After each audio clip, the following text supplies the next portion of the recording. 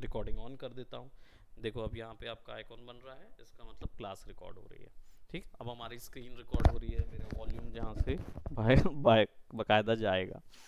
ठीक, अब हम लोग बात करेंगे कौन कौन से सॉफ्टवेयर्स इन्वॉल्व थे, वो हमने पहले ही देख लिया है। आज थोड़ा सा मैं आपको सॉफ्टवेयर नॉलेज भी दूंगा, कैसे सॉफ्टवेयर चलाना है, कैसे यूज़ करना है, और हम लोग क्या क्या चीज़ों में यूज़ करते हैं। उससे पहले थोड़ा सा हिस्ट्री लेसन गेम्स के बारे में, है ना। तो गेम की हिस्ट्री जो है वो शुरुआत कहाँ से हुई थी आपने, अच्छा आपने सबसे पहला गेम कौन सा खेला?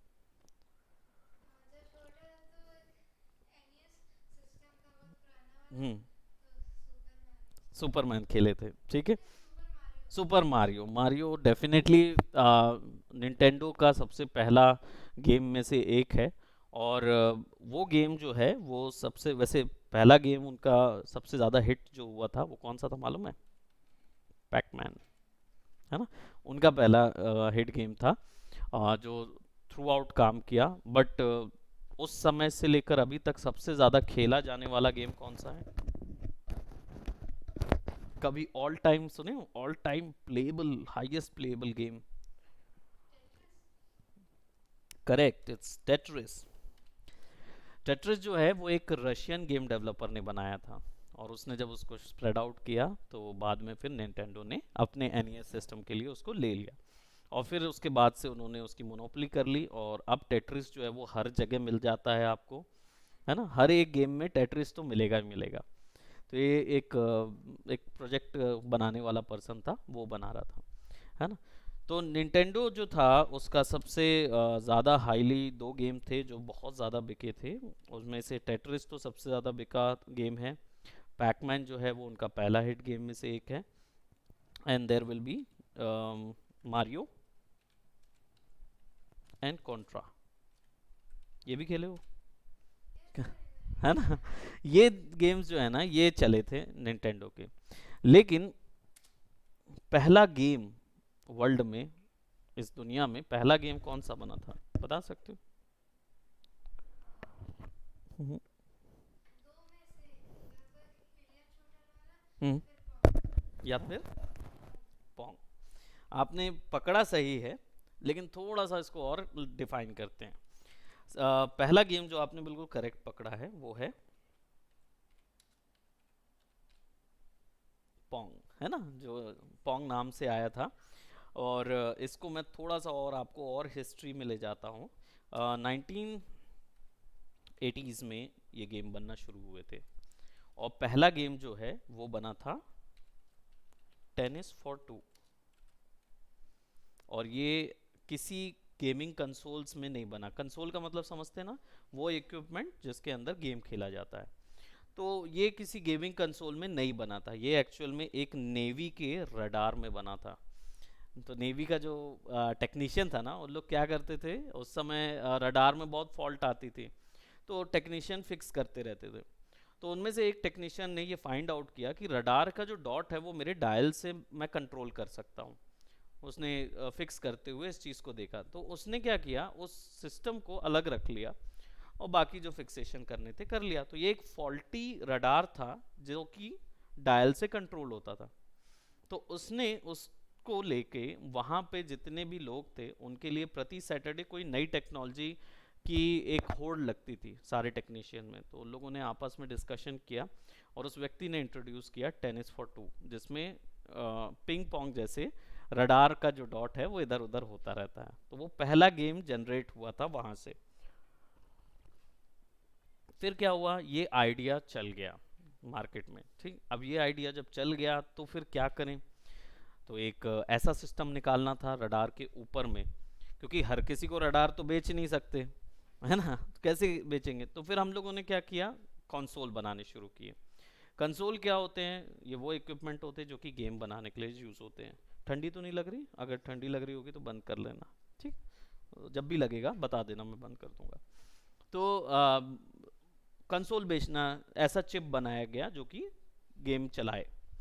अब वो कंसोल जो है वो पहला कंसोल कौन सा था जो मार्केट में आया 1980s में? हाँ, नो नो, अटारी बाद में आया।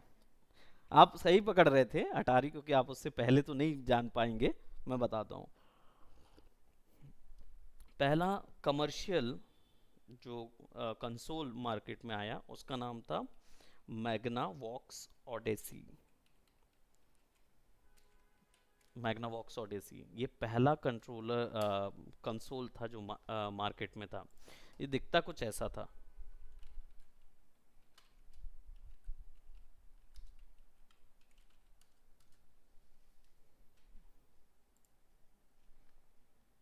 ऐसा अजीब सा है ना, देखे होंगे, लेकिन अजीब सा है, कैसे खेलते होंगे इसमें। मैग्नावॉक्स ऑडेसी का डायरेक्ट चिप ही मिलते थे, वो चिप कार्टेज लगाए जाते थे और कंट्रोलर ऐसे होते थे, देख रहे हो, जिसमें डायल साइड में होता था, तो आप ऐसे राइट लेफ्ट करके खेलते थे। और ऑन करने के लिए एक ही बटन होता था। और ये स्क्रीन में ना पोंग चलाता था। समझे, तो ये पोंग चलाता था। That is your correct answer, कि आपने पोंग जो पकड़ा था वो बिल्कुल करेक्ट था। मैग्नावॉक्स ऑडेसी जो था वो इस तरीके का गेम कंसोल था। उस समय पिक्सल एक ऐसा टर्म है जो आप जानते हैं पिक्सल क्या होता है ना, क्या होता है?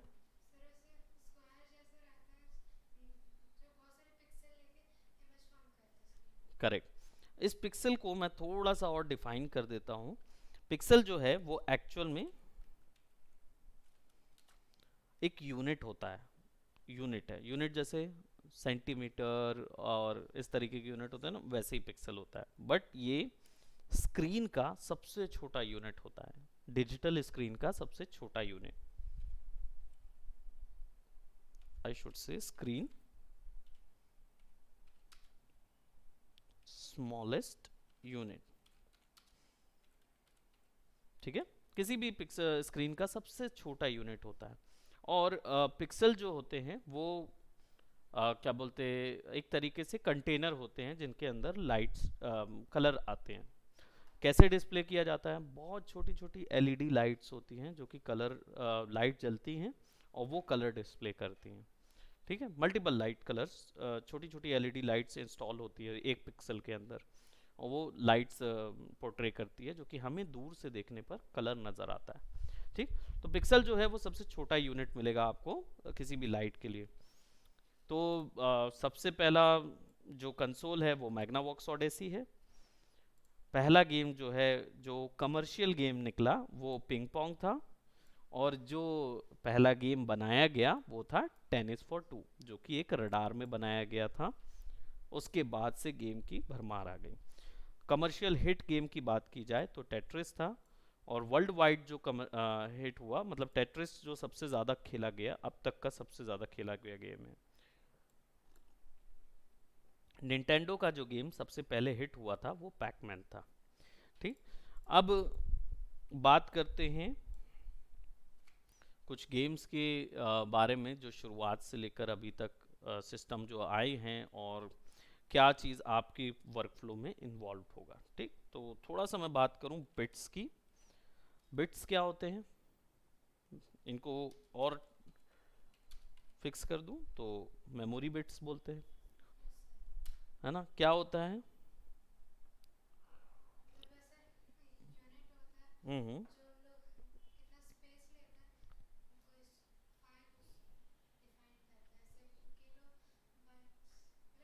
करेक्ट बात है, बिल्कुल। ये सबसे छोटा जो पॉइंट होता है वो होता है बाइट। ठीक, इसके बाद 1 बाइट जो होता है equal to 1024, I should say 8। 1 byte equals to 2 bits होगा, राइट। फिर बिट्स आता है, ठीक है, 1024 bits equals to 1 KB, that's a kilo byte, है ना? किलो बिट, किलो बाइट होगा, किलो बाइट होगा। और फिर 1024 kilo byte makes a MB, then it's makes a GB, GB के बाद TB, और TB के बाद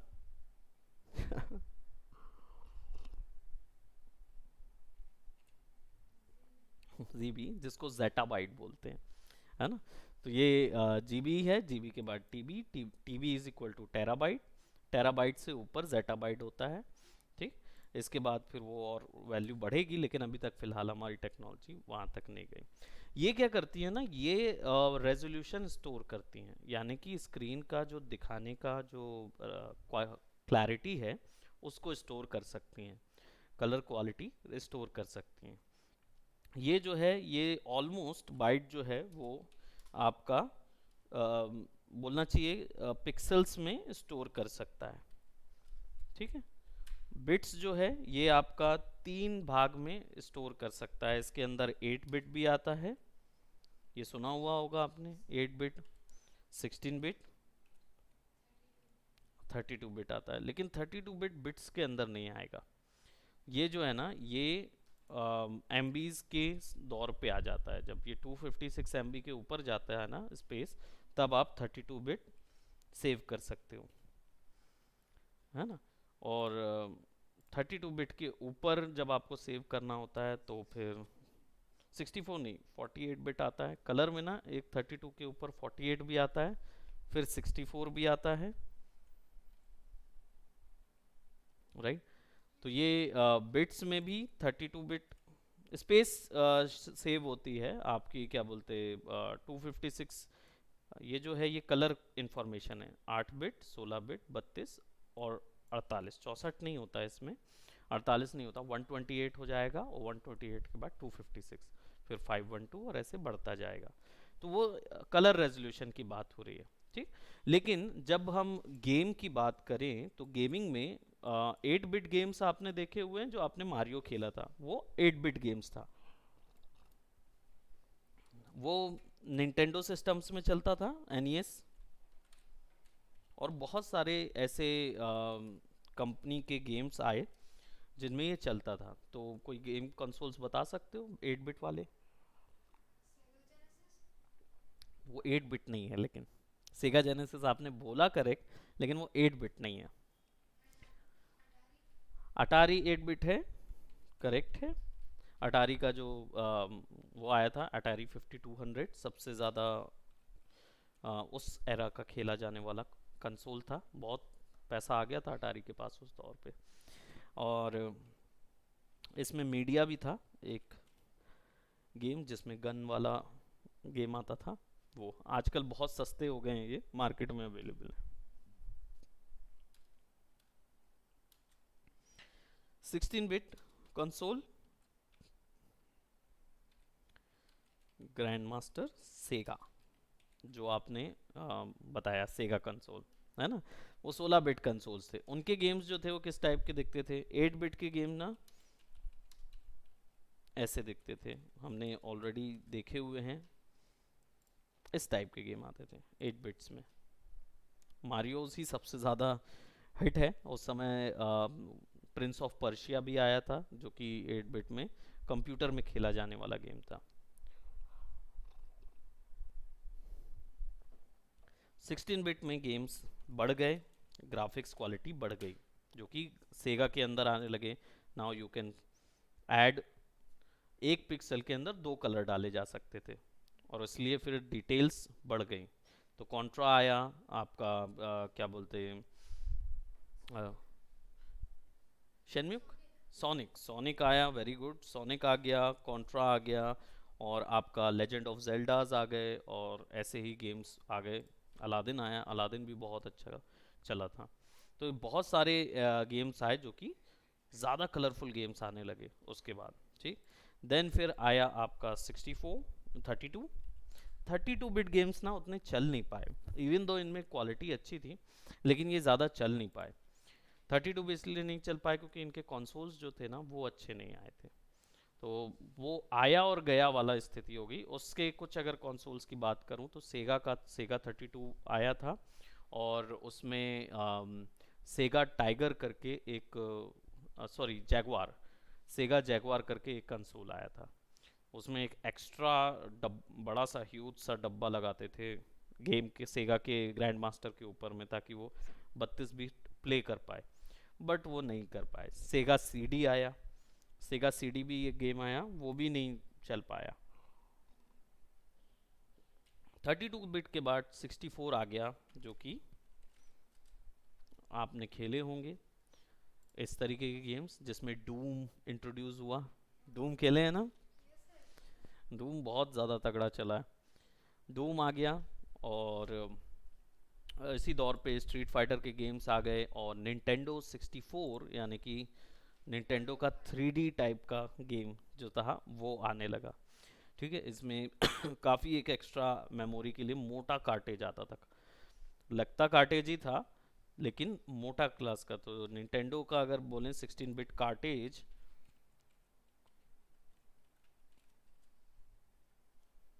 कार्ट्रिज वो नॉर्मल कार्टेज से दुगना साइज का हुआ करता था। मोटे कार्टेज आते थे, इतना मोटा होता था, और सीधा आप उसको लगा दो और आप 3D टाइप का गेम खेल सकते थे निंटेंडो 64 में। देन फिर 256 आ गया। 256 में 3D आ चुका था, और 3D में कौन कौन से आ गए? नहीं, सैन एंड्रियास बाद में आया। उससे पहले आया आपका GTA vice city. Vice city से पहले आया GTA लिबर्टी सिटी, है ना।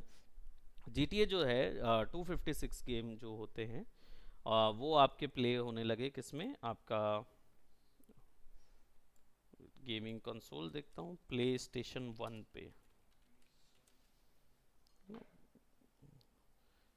तो वो 16 बिट कंसोल, और सॉरी, राइट, गेमिंग कंसोल तो आए लेकिन ये वाले नहीं आए। दिस इज़ 128 बिट आ गया था उसके पहले, विच इज़, हाँ उस समय ये वाले चले थे जिसमें ये वाले खेले थे ना, PSP और PlayStation 1। Sony PlayStation 1 चला था, तो उस समय जो गेम आए थे वो लिबर्टी सिटी आया था GTA का। 256 में आपका वाइस सिटी और सैन एंड्रियास आया, करेक्ट है। फिर इसके बाद लोगों ने बिट्स काउंट करना बंद कर दिया। ठीक है, ये पहला सोनी प्ले स्टेशन था, है ना, इसमें CD गेम डलता था पूरा। फिर उसके बाद आ गया आपका,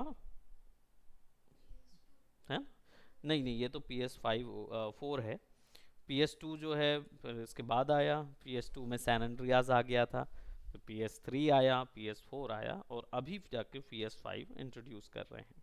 ठीक, तो ये लोगों ने फिर क्या है ना, ढूंढना बंद कर दिया कि बिट्स क्या होते हैं, काउंट क्या होता है। पहले बहुत खोजते थे लोग, कार्टेजेस डिफर कर सकते थे। अब तो ऐसा हो गया है कि आपका PS2 जो है वो PS1 के भी गेम चला लेगा, आपको बस CD वहाँ डालना होता है, वो प्ले कर देता है। ठीक, सो ये चीज़ शुरुआत में हमें पता होनी चाहिए जब हम गेम बनाने जाते हैं। ठीक है, अब गेम बनाने के लिए क्या क्या लगता है? सबसे पहले गेम बनाने के लिए दो पोर्शन होते हैं गेमिंग के अंदर, एक होता है डिज़ाइनिंग और एक होता है डेवलपमेंट। डिज़ाइनिंग यानी कि ड्राइंग, पूरा काम ड्रॉ से होगा।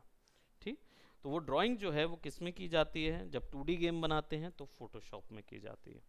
फोटोशॉप में कोई भी अगर गेम बनाना है, तो गेम बनाने से पहले का जो प्रोसेस होता है उसमें बहुत सारी प्लानिंग इन्वॉल्व होती है, वो सारी आपको फोटोशॉप में करनी होगी। ठीक, फोटोशॉप में हम लोग बहुत सारी चीज़ करेंगे। मैं इनमें से कुछ एक आपको इन्फॉर्मेशन बताता हूँ। देखो, ये पेंटिंग का सेक्शन है, तो ये वाला आपको सीखना रहेगा। कलर पेंटिंग कॉन्सेप्ट्स वगैरह सीखनी पड़ेंगे, और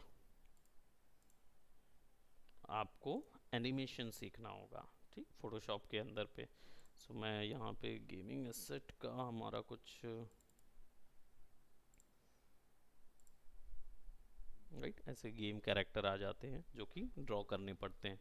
तो इसमें स्केचिंग भी इन्वॉल्व होगा और ड्राइंग भी इन्वॉल्व होगा। ठीक है, फोटोशॉप घर में इंस्टॉल्ड है? नहीं है? तो कैसे करोगे? पेन ड्राइव ले आना। सो मैं यहाँ से सॉफ्टवेयर दे दूंगा, इंस्टॉल तो कर लेते हो, है ना। अगर नहीं कर पाओगे, लैप ही है ना, लैपटॉप है, तो या तो लैपटॉप ले आना, तो लैपटॉप में इंस्टॉल करके दे दूंगा, या फिर ले जाना, जैसा लगे। आप अगर क्रैक कर सकते हो, आई थिंक कर सकते होगे क्रैक, तो है ना, कर सकते हो तो कोई दिक्कत नहीं है, इंस्टॉल ले जाना और कर लेना, है ना। और नहीं तो अगर ना हो तो मुझे बता देना, मैं करके दे दूंगा। ठीक है, आपके पास लैपटॉप है तो बहुत अच्छा है, आप मेरे से ले जा सकते हो। राइट, सो हम लोग को क्या करना होगा, सबसे पहले गेम बनाने के लिए सबसे पहले प्लानिंग की ज़रूरत पड़ती है। तो प्लान करेंगे, और प्लानिंग के लिए प्री प्रोडक्शन बोलते हैं इसको, तो इसमें प्री प्रोडक्शन लगेगा। प्री प्रोडक्शन में क्या चीज़ आएगी, गेम की स्टोरी, स्टोरी जनरेट करना पड़ता है। स्टोरी क्या होगी, वो उसके कुछ स्तर होते हैं, उसको बनाने के लिए ना एक स्ट्रक्चर फॉलो करना होता है। तो वो स्ट्रक्चर जो है वो, खैर हम लोग डीप में जाएंगे धीरे धीरे। अभी सिंपली आपको मैं जो टास्क दूंगा वो यही दूंगा कि आप अपने गेम की कोई एक स्टोरी बनाएं। ठीक, तो इसको बनाने के लिए ना सबसे पहले तीन चीज़ पे डिवाइड करते हैं। पहला होता है सब्जेक्ट, ये समझ लो आप स्टोरी क्रिएट करने का ग्रामर है। जैसे हम लोग ग्रामर पढ़ते हैं ना, कि उसमें सब्जेक्ट होता है, वर्ब होता है, ऑब्जेक्ट होता है ना, वैसी टाइप से। तो सब्जेक्ट। सेकंड, इसमें होगा आपका क्या बोलते,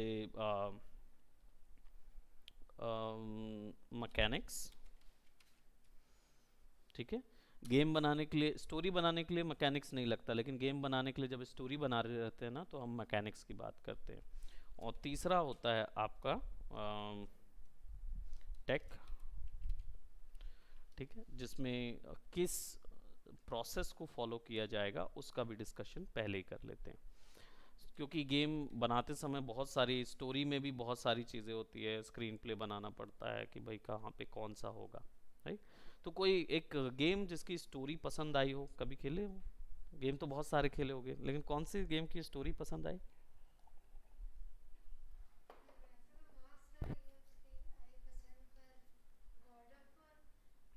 गॉड ऑफ वॉर की स्टोरी बहुत अच्छी है। तो क्या स्टोरी थी गॉड ऑफ वॉर की, एक लाइन में अगर बोला जाए तो गॉड ऑफ वॉर क्या था?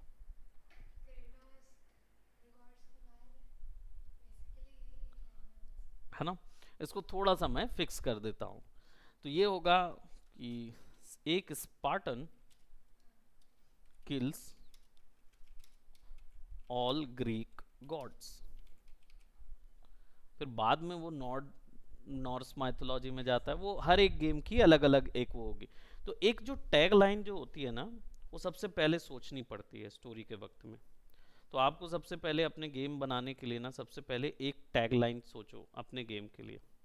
वो आपकी पिचिंग लाइन भी कहलाती है। पिचिंग का मतलब क्या होता है, जैसे फॉर एग्जांपल मैं आपको कोई गेम इंट्रोड्यूस करता हूँ, ठीक, कि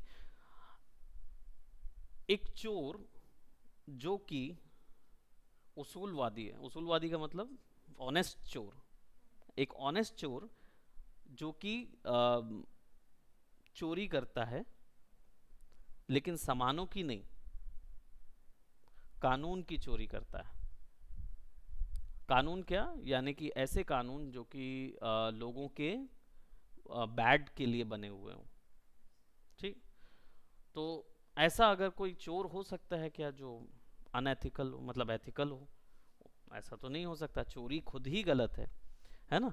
लेकिन ऐसा हमने चोर बनाया जो कि एथिकल है, और सामान की चोरी नहीं करता, लेकिन उन कानूनों की चोरी करता है जो कि लोगों के अहित के लिए बने हों, यानी कि बैड्स के लिए बने हों। ठीक, ऐसा गेम मार्केट में आपने सुना? कभी नहीं।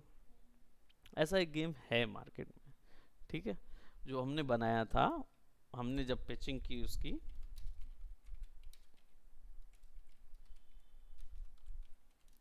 The great thief. ठीक, जब आप सर्च करोगे तो आपको बहुत सारी नॉवेल्स मिलेगी, नॉवल नॉवल नॉवल नॉवल, ढेर सारी नॉवेल्स मिलेगी, लेकिन बीच में कहीं हमारा एक गेम मिल जाएगा, है ना। ये हमारा जो रॉकी बाइट्स था, उन्होंने इसका क्या बोलते रिव्यू किया, and review is good, right. 840 लोगों में लगभग 87th हमारा रैंक पड़ा। ठीक, और 806 डाउनलोडेड हुए, काफ़ी खेला गया। ठीक, तो ये जो गेम है, ये एक्चुअल में एक डेमो गेम था, लेकिन इसका जो काम था वो यही था कि ये एक्चुअल में एक ऐसा गेमिंग, मतलब ऐसा चोर रहता है जो कि क्या बोलते हैं, जो पॉलिटिकल लोग होते हैं ना, तो वो ऐसे ऐसे कानून लेके आते हैं जिसको जनता के ऊपर डाला जाए और जनता से टैक्स खींचे जाए। तो ये बस टैक्सेशन के उन बिल्स को चोरी कर लेता था, जब वो पारित करने वाले रहते थे उससे पहले जाके चोरी कर लेता था। थोड़ा सा कॉम्प्लेक्स पॉलिटिकल था, लेकिन इट वाज फनी, गेम में फनी एलिमेंट डाले गए। और जितने भी लोग वहाँ कॉर्पोरेट के दिखते थे तो तुम उनके ऊपर कूद कूद के बाउंस करके उनको मार सकते हो, ठीक, जस्ट फॉर। तो इसमें ये पंच लाइन जो होगी वो क्या होगी, जो हमने अभी बनाई कि an ethical thief that steals bills, political bad bills या पॉलिटिकल बिल्स, ये हमारा क्या था, सब्जेक्ट था, ठीक। सब्जेक्ट जो चीज़ डालते हैं, तो ये सबसे पहले आपको टैगलाइन सोचनी होती है स्टोरी बनाने के लिए, फिर उसके बाद आप ये चीज़ सोचते हो कि होगा क्या इसके अंदर, दैट इज़ मैकेनिक्स, कि गेम में मैकेनिक्स क्या है। तो हमने मैकेनिक्स में डाला साइड स्क्रॉलर। साइड स्क्रॉलर क्या होता है, एक तरफ से दूसरी तरफ चलता है, and run and jump, run and jump नहीं, side scroller Mario, Mario type mechanics. Jump होते हैं लेकिन मरता नहीं है कैरेक्टर, जो सामने वाला है, तो आपको अगर छू लिया तो आपका कैरेक्टर मर जाएगा, लेकिन अगर आपने उसके ऊपर बाउंस किए तो वो मरेगा नहीं, लेकिन कुछ देर तक के लिए स्टंड हो जाएगा। तो इसमें मारियो लाइक मैकेनिक्स था, लेकिन साइड स्क्रॉलर गेम है पूरा। रन एंड जंप मैकेनिक्स आपने सुना है, कौन से, ऐसे कोई game, Subway surfer, run and jump, दौड़ते जाएगा, इनफाइनाइट रन है, दौड़ते जाएगा और जंप करता जाएगा, है ना। लेकिन अगर हम रन एंड जंप गेम्स की बात करें, Mario itself is a run and jump, जिसमें आगे भी जा सकते हो और जंप भी कर सकते हो, पीछे भी जा सकते हो, है ना। बस गेम के पूरे पीछे नहीं जा सकते, क्योंकि कैमरा एक बार आगे हो गया तो पीछे नहीं जाता मारियो के अंदर, है ना। तो वो मैकेनिक्स के अंदर आता है, ये चीज़ डिस्कशन किया जाता है जब ढेर सारे लोग बैठते हैं ना, तो ये डिस्कशन करते हैं। फिर टेक के अंदर आता है गेमिंग इंजन, किस में बनाएंगे ये चीज़, अनरियल में भी बन सकती है, यूनिटी में भी बन सकती है, और जी डेवलप में भी बन सकती है।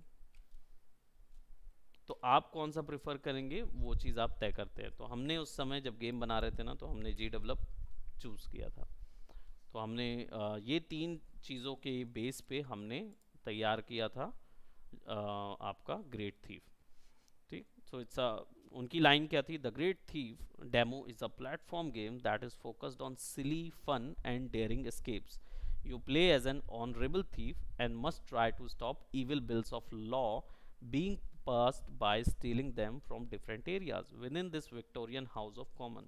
इसमें हमने आर्ट स्टाइल जो है ना वो विक्टोरियन एरा की रखी थी पूरी। तो ये सारी चीज़ें ना डिसाइड होती है पहले, पूरा आपको शुरुआत में डिसाइड करना होता है कि पहले हम आपका आर्ट स्टाइल क्या होगा, आप विक्टोरियन एरा में जा रहे हो, डीजल पंक एरा में जा रहे हो, या आप कहाँ जा रहे हो। तो आर्ट स्टाइल डिसाइड करेंगे, आर्ट स्टाइल आपको बताया जाएगा, आपको सिखाया जाएगा एक एक टाइप की आर्ट स्टाइल क्या होती है, ठीक। तो फोटोशॉप आपका इंस्टॉल जब करेंगे तो देन आपको पूरी चीज़ बताएंगे। फोटोशॉप में ना कुछ ज़्यादा भारी सॉफ्टवेयर नहीं है, बहुत आसान है, इजीली मल्टीपल टाइप के आर्टवर्क्स क्रिएट कर सकते हो, ठीक है। तो इसका जैसे शुरुआत जब की जाएगी तो हम सिंपल व्यू में शुरू करते हैं, ठीक। इसका थोड़ा सा ओवरव्यू आपको बता देता हूँ कि फोटोशॉप में काम कैसे होता है। जब चालू करते हैं फोटोशॉप तो आपको न्यू फाइल तो बनाने आता है, हमेशा से क्लिक करते हो एक सीधा सीधा बन जाता है, ठीक। इसके बारे में थोड़ा सा बस बता दूँ, जब ऑन करते हो ना आप तो यहाँ पे देखते हो ढेर सारे टैब्स होते हैं। तो ये टैब्स में कौन सा किस चीज़ के लिए है, नाम से तो समझ आ जाता है, पर ये है क्या, ये चीज़ समझना ज़रूरी है। इसको बोलते हैं थंबनेल आइकॉन्स। थंबनेल आइकॉन्स होते हैं छोटे से, लेकिन ये बताते क्या हैं, ये केवल डायमेंशन बताते हैं, यानी जिस पेज का साइज क्या होगा, हाइट और विड्थ, और रेजोल्यूशन यानी क्लैरिटी कितनी होगी, ये चीज़ इसमें सबसे पहले आपको बनानी होती है, ठीक। तो यहाँ पे अगर देखोगे तो ये कस्टम वाला है, आप अपनी मर्जी से बना पाओगे। और यहाँ पे आपके पास क्या आएंगे, बहुत सारे डिफरेंट प्रीसेट्स आएंगे, पर ये ड्राइंग प्रीसेट्स नहीं है, ये जनरली काम के हिसाब से यूज़ करते हैं।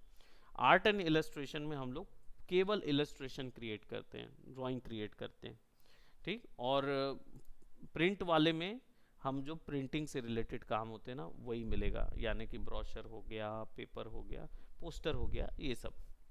फोटो में केवल पोस्ट कार्ड, और वेब में वेबसाइट वाले, मोबाइल में मोबाइल के वॉलपेपर्स, और फिल्म एंड वीडियो के अंदर मूवी का मैट पेंटिंग बनती है। तो हम जब अपने वर्क बनाते हैं तो जनरली A4 साइज़ का एक पेपर में बनाते हैं। इसको यहाँ पे देखोगे तो यहाँ पे आप कस्टमाइज़ कर सकते हो इस पूरी सेटिंग्स को। हाइट और विड्थ आप अपनी मर्ज़ी से दे सकते हो फोटोशॉप के अंदर। यहाँ पे आता है unit measurement. Unit measurement centimetre millimetre में भी आता है, इंचेस भी पता है। पिक्सल्स क्या होते हैं अभी बताया था, तो वो पिक्सल जो है वो इसमें समझ में आ जाते हैं। दिस इज़ लाइक 2480 है ना, और 35, तो ये लैंड ये पोर्ट्रेट में बनेगा, हाइट ज़्यादा है और विड्थ कम है। पॉइंट्स एंड पिकास जो होता है ये हेयर लाइन यूनिट होता है, यानी बाल के से पतला यूनिट होता है, ठीक। और 72 पॉइंट्स का 1 इंच होता है, ठीक है, ये इसका यूनिट होता है। तो ये कहाँ काम आता है, लेज़र प्रिंटिंग वगैरह होती है ना उसमें यूज़ करते हैं। हम लोग तो पिक्सल में काम करते हैं। यहाँ पे ओरिएंटेशन पोर्ट्रेट और लैंडस्केप, यानी कि आपका जो पेपर है उसको सीधा रखना है या तिरछा रखना है, वो दोनों चीज़ कर सकते हैं। आप इसको क्लिक करोगे तो ये स्वाप हो जाएगी इसके साथ, विड्थ ज़्यादा हो जाएगी, हाइट कम हो जाएगी, ठीक। आर्टबोर्ड जो पॉइंट है, आर्टबोर्ड सिस्टम जब मल्टीपल पेज पे काम करना होगा ना तब के लिए, तो हम लोग अभी यूज़ नहीं करेंगे, हम लोग शीट बनाएंगे तब यूज़ करेंगे। रेजोल्यूशन क्लैरिटी को दर्शाता है, इसका मतलब होता है कितना क्लियर आर्टवर्क बनाना है। 72, 150 और 300, ये तीन ही ऑप्शन मिलते हैं, 72, 150 और 300। तो जब 72 रहेगा मतलब बिल्कुल लो क्वालिटी, 150 यानी मीडियम, और 300 यानी टॉप नॉच क्वालिटी। तो जो आप अभी गेम खेलते हो वो 300 रेजोल्यूशन में चलता है। क्या इससे ऊपर की रेजोल्यूशन लिख सकते हैं? डेफिनेटली, मैं यहाँ 3000 भी दे सकता हूँ, लेकिन कोई फ़र्क नहीं पड़ता क्योंकि वो आपकी स्क्रीन दिखाने के लिए यूज़ नहीं होती। हमारे पास अभी डिस्प्ले क्वालिटी इससे बड़े रेजोल्यूशन में नहीं है, मतलब वर्ल्ड में 300 से ऊपर के पिक्सल रेंज दिखाए नहीं जा सकते। अच्छा, ये जो 300 है ये कितने में दिखाएगा? इसका मतलब क्या होता है? इसका मतलब ये होता है, ये जो पूरी स्क्रीन है ना, इसमें 1 इंच के अंदर 300 पिक्सल आएंगे, ठीक है। वो तो जितना 1 इंच के बीच में जितने ज़्यादा पिक्सल भरेंगे उतना ज़्यादा क्लियर आउटपुट आएगा, है ना। छोटा कर देंगे, कम पिक्सल, तो वो ब्लर दिखेगा, जितने ज़्यादा पिक्सल उतना ज़्यादा क्लियर दिखेगा। तो ये पिक्सल पर इंच आता है। आरजीबी जो कलर होता है वो यहाँ पे मोड होता है, तो यहाँ पे बहुत सारे कलर मोड्स पे हम लोग काम करेंगे, अभी फ़िलहाल उसको आरजीबी रहने दीजिए। 8 बिट, 8 बिट, 16 बिट और 32 बिट, ठीक, जो अभी मैंने बताया ना बिट वॉर्स, बस वही। इसमें कलर की इंफॉर्मेशन सबसे कम जा सकती है 8 बिट में। बैकग्राउंड क्या रखना है पेज का उसको सेट कर देंगे। एडवांस ऑप्शन फ़िलहाल के लिए इसको अभी बंद कर देते हैं क्योंकि ये हम लोग आगे और सीखेंगे। मैं इसको क्रिएट करूँगा तो पेज मेरा इस तरीके से आ जाता है, ठीक। अब इसमें से ड्राइंग वाले पूरे यहीं पे हैं और कहीं जाने की ज़रूरत नहीं, पूरे ड्राइंग सिस्टम यहाँ पे मिलेंगे। मेन्यू वगैरह ऊपर में मिलेगा, और राइट साइड में आपका मिलेगा क्या, लेयर्स, यानी ग्राफिक एक के ऊपर एक के ऊपर एक रख के ड्रॉ कर सकते हैं, ठीक। सो यहाँ पे आपको मैं एक सिंपल सा एक वर्क देता हूँ जो कि आप जब जाओगे तो आप फोटोशॉप इंस्टॉल कर लेना। अगर ऑनलाइन निकालते हो तो ऑनलाइन निकाल सकते हो और ट्राई कर लेना, है ना। तो इंस्टॉल कर लेना, अगर नहीं होगा तो मेरे पास फिर बाद में ले आना मंडे को, और फिर आपका मैं सेट कर दूंगा। रही बात लेजेस से और चीज़ की, तो देख लेंगे क्या करना है उसमें। तो एक सिंपल सा ड्राइंग इसमें आपको क्रिएट करनी होगी जिसको हम लोग बोलते हैं मोनोक्रोम ड्राइंग, मोनोक्रोम, है ना। तो मोनोक्रोम का मतलब क्या होता है, मोनोक्रोम, इसका मतलब एक ही कलर और ब्लैक और वाइट, ये तीन कलर के मिक्स करने से ही पूरा आर्ट वर्क बनेगा, ठीक। बनाने का तरीका बिल्कुल सिंपल रहेगा। मैं एक नई लेयर ले लेता हूँ यहाँ से, ठीक, एंड इसका कंप्लीट सेशन जो है ना हम लोग मंडे को एक और बार करेंगे, ठीक है, जिसमें आपको मैं पूरी चीज़ बताऊंगा। आप थोड़ा सा बस सॉफ्टवेयर इंस्टॉल कर लेना, इंस्टॉल करके फिर आओगे ना तो और डेप्थ में आपको बताऊंगा इसका, ठीक। तो इसमें हम सिंपली ड्रॉ कैसे कर सकते हैं, यहाँ पे देखोगे ना तो ये सिंपल एक्लिप्स आता है, इसको क्लिक और ड्रैग करोगे आप और शिफ्ट दबा दोगे तो ये क्या होगा, बिल्कुल एक लाइन पे बनेगा। तो आप केवल शिफ्ट दबा के ड्रैग करो, इसको मूव करके बीच में रख लेते हैं, ठीक है। एंड देन स्टार्ट, कोई भी एक कलर आप ले लो, लेट जस्ट से मैंने बीच का एक कलर लिया। कलर लेने के लिए क्या करना होगा, ये छोटा सा बॉक्स है उस पर क्लिक करना होगा, इस पे एक कलर लीजिए, ओके कीजिए, alt back space, alt plus back space, जब ये दबाओगे तो उस पर कलर फिल होगा, ठीक। अगेन कलर ये जो लाइन है इसको बोलते हैं मार्क्यू लाइन, ठीक है। ये रनिंग एंड्स जैसा है ना, चिटियाँ चल रही हैं ढेर सारी, इनको हटाने के लिए कंट्रोल डी, ये शॉर्टकट है, ठीक। ऑल्ट दबा के माउस को आगे पीछे करेंगे तो जूम इन जूम आउट होगा, स्पेस दबा के क्लिक करके ड्रैग करेंगे तो पैन कर सकते हैं, और आर दबा के ड्रैग करेंगे तो रोटेट होगा, सीन रोटेट होता है, ठीक। इसको मैं 0 कर देता हूं। नाउ आप सेलेक्ट कीजिए एक और circle and then click over here. अब वापस से कलर जो पिक करेंगे वो कलर आप यहां जाएंगे ब्राइटनेस पे और इसको 10 माइनस करेंगे, ठीक है। तो इसको मैं करता हूं 65, ओके, ऑल्ट बैक स्पेस, एक शेड का दूसरा शेड बन गया। अब इधर आ जाएंगे और यहां देखिए रेक्टेंगल दिख रहा है, तो रेक्टेंगल क्रिएट कर देंगे।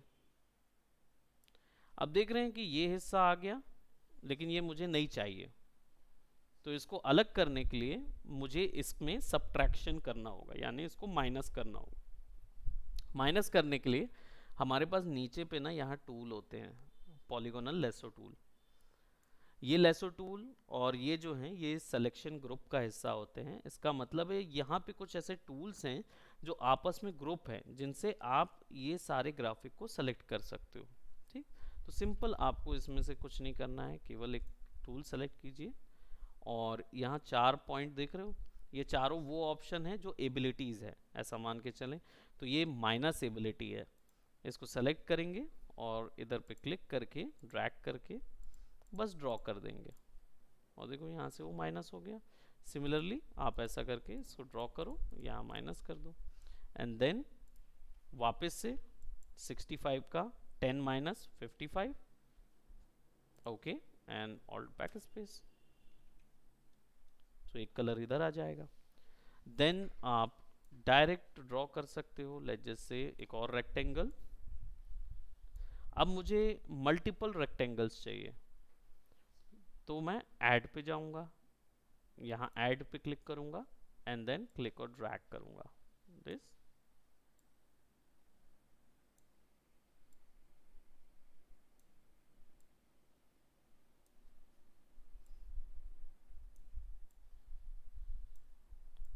राइट, मल्टीपल ड्रैग किया। अगेन 55 का, आपको जाना तो नहीं है, 5 बजे से 6 बजे प्रेयर का है टाइमिंग, 5:30 भी जा सकते हो ना, just give me 5 more minutes and then I 45, okay, alt backspace, तो ये आ गया।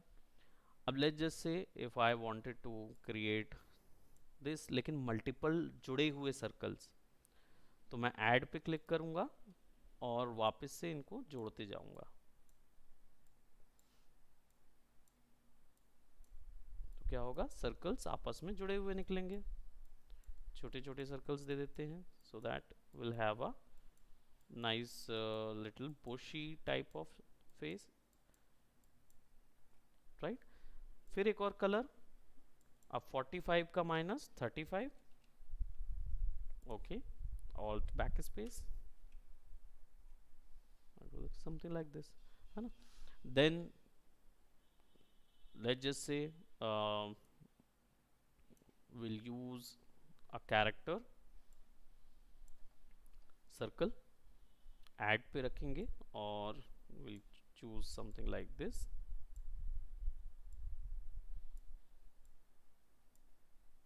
right? अब मुझे चाहिए है कि इस पूरे कैरेक्टर को मैं फिर वही कलर और 35 का 25, ठीक, ऑल्ट बैक, बट मुझे चाहिए कि अंदर पे ये आईज वाला पोजीशन छूट जाए, तो उसके लिए मैं माइनस पे जाऊंगा और आईज यहाँ से ड्रॉ कर दूंगा, alt backspace, now that I will be not there. फिर एक और selection, now I'll do what, minus 10 15, okay, that's not backspace,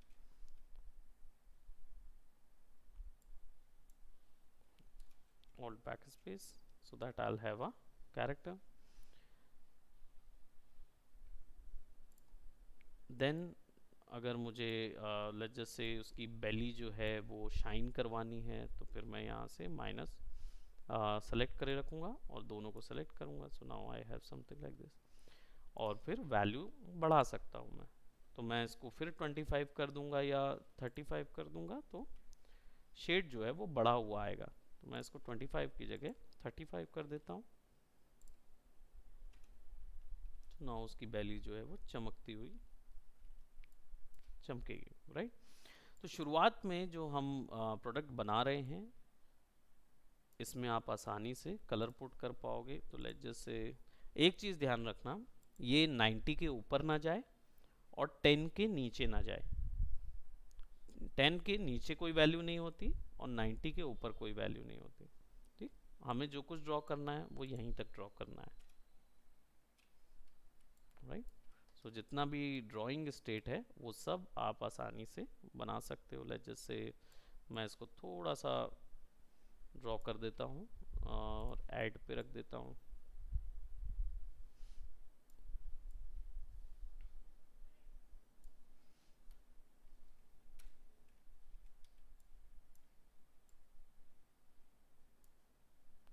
इसको बोलते हैं मोनोक्रोम ड्राइंग, राइट? और ये पूरा इंफॉर्मेशन जो है वो आप आसानी से ड्रॉ कर पाओगे। So when we remove that it will be something like this, है ना? तो मंडेज को हम लोग ये प्रैक्टिस जो है ना वो और डिटेल में करेंगे, क्योंकि आज जो था वो क्या बोलते हैं, हमने इंटरफेस और एक ओवरव्यू की बात की थी। मंडे को जब आएंगे ना तो फिर हम लोग एक्चुअल आपकी स्टोरीज में काम करना शुरू करेंगे, ठीक? तो गेम बनाने के लिए कुछ चीज़ आपको चाहिए रहेगी, उनमें से एक है स्टोरी। तो आपको सबसे पहले जब मंडे को आएंगे ना तो दिमाग में एक स्टोरी सोच के आइएगा कि आपको कैसा गेम बनाना है, ठीक है? तो उसके बारे में जितनी जानकारी रख सकते हो ना वो लिख के ले आना, ठीक है? फिर हम डेफिनेटली उसके बारे में डिस्कस करेंगे और हो सकता है कि आप इस पूरे कोर्स के दौरान आप उसी गेम को बनाओ और बाद में आपका वो गेम तैयार होके निकले, ठीक है? तो किस टाइप का गेम होगा मैंने बताया, सब्जेक्ट होना चाहिए, एक लाइन में गेम की स्टोरी आनी चाहिए, क्या मैकेनिक्स होगा, और टाइप के भी मैकेनिक्स यूज़ कर सकते हैं, लेकिन अभी बेसिकली आप साइड स्क्रॉलर मैकेनिक्स सोचना, मारियो जैसा, ठीक? और टेक आप अभी मत जाइए, मैं आपको बताऊंगा कि आप किस में बनाएंगे। पहले हम लोग बाय डिफ़ॉल्ट जी डेवलप में ही बनाएंगे, बाद में फिर आपके अनरियल को ऐड करेंगे, ठीक? तो अभी इतना ही रखिए और फिर उसके बाद हम लोग डिस्कशन करेंगे, ठीक? So that's it for today, bye bye, take care.